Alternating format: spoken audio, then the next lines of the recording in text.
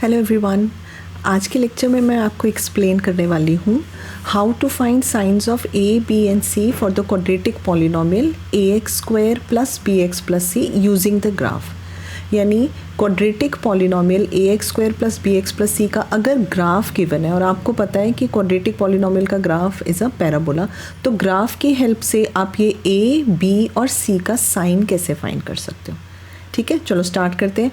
पर उससे पहले कुछ फैक्ट्स हैं जो मैं पहले क्लियर कर दूं कि पैराबोला के केस में जो वर्टेक्स होता है यानी दिस पॉइंट, इसके कोऑर्डिनेट्स होते हैं -p/2a एंड d/4a, यानी एब्सिसा इज -p/2a, b और a क्या है, b is coefficient of x and a is coefficient of x square and ordinate part है d/4a। And what is d? d is discriminant which is equal to b² - 4ac। But in fact signs find करने के लिए हमें इस ordinate की ज़रूरत नहीं पड़ती है, एब्सिसा बस आपको याद होना चाहिए कि इट इज़ -p/2a। ठीक है, तो ये तो पहला पॉइंट। दूसरा पॉइंट आपको ये पता होना चाहिए कि how do we find the coordinates of the point where the curve intersect y axis. कोई भी कर्व या ग्राफ वाई एक्सिस पे जहाँ कट करता है उस पॉइंट के हम कोऑर्डिनेट्स कैसे फाइंड कर सकते हैं। तो देखो, जहाँ पे भी वाई एक्सिस पे कर्व कट कर रही है हमें पता है कि उस पॉइंट पे abscissa part will be 0, right. It is of the form 0, y, यानी इक्वेशन में हम x को अगर 0 सब्सटीट्यूट कर देंगे तो हमें y पार्ट मिल जाएगा, यानी y इंटरसेप्ट मिल जाएगा, राइट। तो अब स्टार्ट करते हैं। देखो चलो, पहले फर्स्ट वाला कर्व देखो, आप फर्स्ट वाला ग्राफ देखो। तो एक चीज़ जो आपको याद रखनी है कि जब भी अपवर्ड पैराबोला होता है a इज़ पॉजिटिव, तो इस केस में देखो ये अपवर्ड पैराबोला है तो a तो पॉजिटिव होने वाला है। ये डिस्टेंस क्या है, देखो this is actually y intercept. और अभी मैंने आपको बताया कि ये कैसे फाइंड करते हैं कि जो भी कर्व है, जैसे इस केस में क्वाड्रेटिक पॉलिनोमियल है y is equal to ax² plus bx plus c। अगर मुझे ये डिस्टेंस फाइंड करना है तो हम x को 0 सब्सटीट्यूट कर देंगे। ठीक है, तो x को मैं अगर इस इक्वेशन में 0 सब्सटीट्यूट कर दूँ तो y is equal to c और c का हमें साइन ढूंढना है। तो देखो, अब ये क्योंकि positive side of y axis पे इंटरसेक्ट कर रहा है तो c इज़ पॉजिटिव। क्लियर है ये बात। तो ग्राफ y एक्सिस को कहाँ कट कर रहा है, पॉजिटिव साइड में या नेगेटिव साइड में, वो एक्चुअल में c की वैल्यू होती है। तो क्योंकि इस केस में ग्राफ y एक्सिस को पॉजिटिव साइड में कट कर रहा है तो c भी पॉजिटिव होगा। तो आप देखो, ग्राफ में a और c फाइंड करना है इज़ वेरी इजी। अब आते हैं b के ऊपर। तो यहाँ पे अब हमें वर्टेक्स का यूज़ करना है। अब वर्टेक्स देखो क्या है, -b/2a abscissa part, -b/2a d/4a। ठीक है, हमें सिर्फ एब्सिसा से मतलब है। अब आप देखो, इस पर्टिकुलर ग्राफ में ये जो वर्टेक्स है ये 4th क्वाड्रेंट में है। क्लियर है ये बात, ये 4th क्वाड्रेंट में है और 4th क्वाड्रेंट में x पॉजिटिव होता है, यानी ये जो -p/2a वैल्यू है ये पूरी पॉजिटिव होनी चाहिए। अब ये पॉजिटिव है लेकिन इसमें नेगेटिव साइन ऑलरेडी लगा है, इसका मतलब b/2a जो वैल्यू है वो नेगेटिव होनी चाहिए। क्लियर है ना, एक नेगेटिव है हमारे पास और b/2a भी अगर नेगेटिव आएगा तो नेगेटिव टाइम्स नेगेटिव पॉजिटिव आ जाएगा।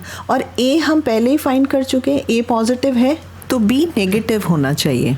ठीक है, तो a और c में कोई एफर्ट नहीं है, ये तो क्लियरली आपको ग्राफ देख के ही पता चल जाएगा। सिर्फ b का साइन फाइंड करने के लिए आपको थोड़ा सा सॉल्व करना पड़ेगा। ठीक है, अब सेकेंड एग्जाम्पल देखो, इससे शायद और क्लियर हो जाएगा। सबसे पहले हमने क्या देखना है, अपवर्ड पैराबोला है या डाउनवर्ड पैराबोला है। तो ये इस पर्टिकुलर ग्राफ में ये डाउनवर्ड पैराबोला है। ठीक है, तो a हो गया नेगेटिव और y इंटरसेप्ट देखो ये अगेन पॉजिटिव है तो c हो गया पॉजिटिव।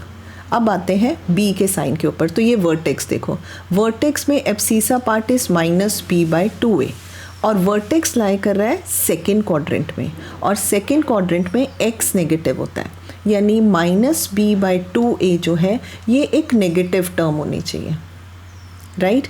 इसका मतलब b/2a जो है वो पॉजिटिव होना चाहिए क्योंकि नेगेटिव साइन ऑलरेडी लगा हुआ है। b/2a पॉजिटिव होना चाहिए। a हमें पहले ही पता है कि नेगेटिव है, a नेगेटिव है, तो to make this complete notation positive b should be negative, तो यहाँ b भी नेगेटिव होगा। तो इस पर्टिकुलर ग्राफ में a नेगेटिव, c पॉजिटिव और b नेगेटिव है। क्लियर है। कुछ एग्जाम्पल्स और देखते हैं तो ये कंसेप्ट बिल्कुल क्लियर हो जाएगा आपको। ठीक है, चलो थर्ड ग्राफ देखो। अब इस ग्राफ में अगेन अपवर्ड पैराबोला है तो ए पॉजिटिव, राइट, और सी क्या है, वाई इंटरसेप्ट। तो देखो सी ये वाला पार्ट है, और क्योंकि ये negative side of y axis में है तो सी नेगेटिव हो गया।